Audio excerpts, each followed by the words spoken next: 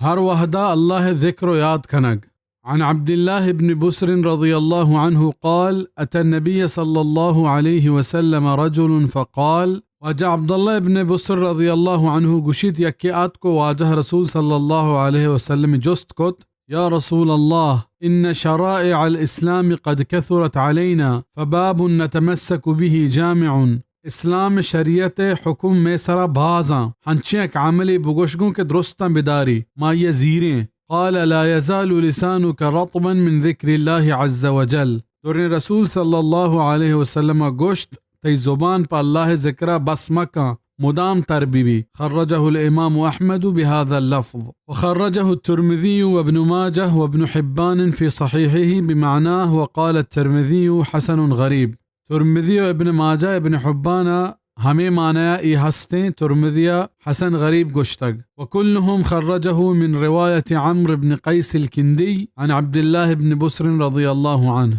اسجینہ عمرو بن قیس عبد الله بسر رضی اللہ عنہ اورتگ موت وحدہ مردم چھ بکنت وخرجه ابن حبان في صحيحه وغيره من حديث معاذ بن جبل رضي الله عنه قال ابن حبانا چا معاذ بن جبل رضی اللہ عنہ روایت کو تک وشت آخر ما فارقت عليه رسول الله صلى الله عليه وسلم أن قلت له أي الأعمال خير وأقرب إلى الله من کے گڈیا واجہ یلا کت من گوشت واجہ کجام عمل شرطریں اوگم اللہ پاک نزدیک کنت قال ان تموت ولسانك رطب من ذکر اللہ عز وجل واجہ صلی اللہ علیہ وسلم گوشت موت وحدہ ہم تی زبان اللہ پاک ذکرہ تر بھی